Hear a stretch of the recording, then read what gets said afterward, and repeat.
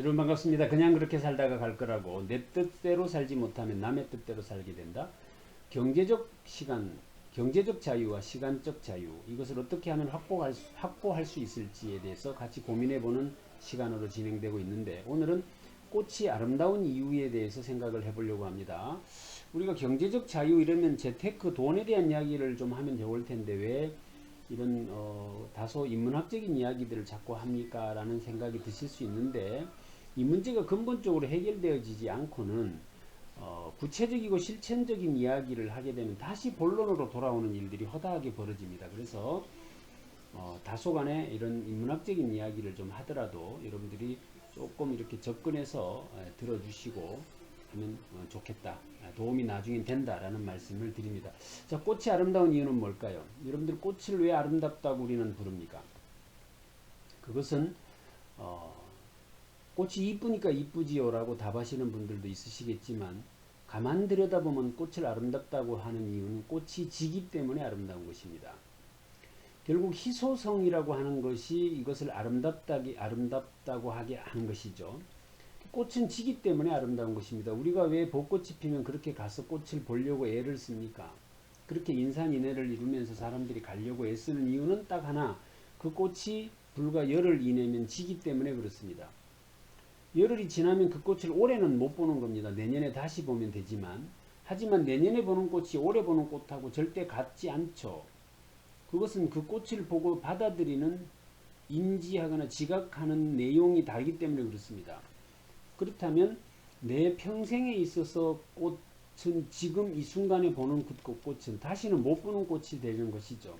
그러니까 우리가 꽃을 지기 때문에 아름답다라고 하는 것이다 라는 겁니다. 그러면 우리는 왜 인생을, 삶을 아름답다고 이야기합니까? 그것도 똑같은 이치죠. 사람이 죽기 때문에 아름다운 것입니다. 꽃이 365일 계속 피어 있다. 대체적으로 좋아하죠. 그 꽃을 보고 우리가 아이고 꽃 이쁘네 이렇게 하지 않습니다. 아이고 꽃 잘 만들었네 이렇게 이야기를 하죠. 그럼 우리 인생도 영원히 죽지 않고 산다면 그 인생을 아름답다고 할 수 있느냐라는 이야기가 성립되어지는 것이죠.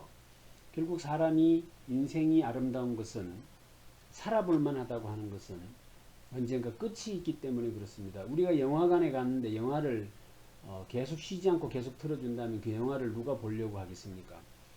1시간 반 남짓 지나고 나면 그 영화가 끝이 난다고 하니까 그 사이에 집중해서 우리가 영화를 보는 것이죠.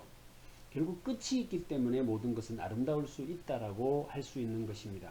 그렇다면 어차피 끝이 있다고 치면 우리는 어떻게 해야 하느냐에 대한 근본적 질문이 자연스럽게 생겨나게 되는 것입니다. 그 답 또한 꽃에게 물어보면 정확하게 말을 해주는 것이죠. 꽃은 진다라는 것을 알고 있기 때문에 피어 있는 동안에 어떻게 하는지를 보면 됩니다. 사람도 죽는다는 것이 명확하다면 살아있는 동안에 어떻게 해야 하는지에 대해서 꽃이 어떻게 하는지를 보면 알 수 있다는 이야기가 됩니다. 꽃은 여러분들 늘 보시다시피 피어 있는 동안에 마음껏 자기를 드러내죠. 가장 고고하고 가장 멋있는 모습으로 자기를 연출합니다. 해서 향기를 발하고 그 향기를 통해서 벌과 나비를 불러들이죠. 그리고 그 꽃은 절대로 질 때 미련 가지지 않습니다. 아무 말도 하지 않은 채 그대로 지는 것을 받아들이죠. 또 한 가지 우리가 꽃에게 배울 수 있는 것은 꽃은 누가 핀다고 따라 피지 않습니다. 옆에 호박꽃 피었다고 벚꽃이 따라 피는 법 없고요. 벚꽃 피었다고 장미꽃이 따라 피지 않습니다. 지가 필 때가 되면 알아서 피는 것이죠. 또한 꽃은 송이가 서로를 비교하지 않습니다. 비교하는지 안 하는지는 제가 모르겠습니다만 최소한 제 눈에는 꽃이 서로를 비교하는 것 같지는 않습니다. 또 한 가지는 이 꽃이 절대로 누가 피라고 한다고 해서 피는 것이 아니라 스스로 핀다라는 사실, 그리고 지라고 해서 지는 것이 아니라 때가 되면 진다는 사실, 이런 것들이 꽃이 우리에게 보여주는 메시지죠. 그렇다면 우리 인생도 그렇게 살아야 하지 않겠습니까? 누가 피라고 하니까 피고, 또 지라고 해서 지고, 이렇게 사람이 살아간다면 꽃보다도 못한 것 아니겠습니까? 그래서 우리가 인생을 아름답게 산다 이렇게 이야기를 하려면 꽃처럼 살면 된다. 당당하고 도도하게 가장 자기를 화려한 모습으로 드러내면서 그렇게 살아야 한다. 그것이 내 뜻대로 사는 것이다 라는 것이죠. 그런데 어딘가에 종속되어서 구속되어진 채로 그렇게 살고 있다면 우리는 꽃이라고 할 수 없다, 조화라고 할 수밖에 없다라는 것을 우리가 생각해 보면 좋겠다라는 것입니다. 그래서 꽃이 보여주는 모습에서 우리의 삶의 지혜를 한번 찾아보자라는 것이고요.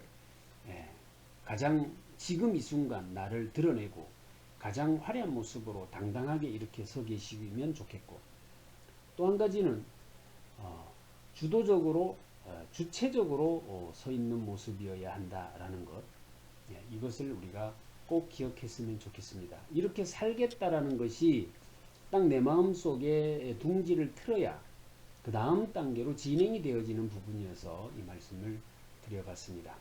여러분들은 가장 아름다운 꽃이다, 나는 이 세상에서 그 어떤 것보다도 아름다운 꽃이다라는 생각을 절대로 잊지 않으셨으면 좋겠다라는 말씀을 드리면서 지금까지 최병철 원장이었습니다. 감사합니다.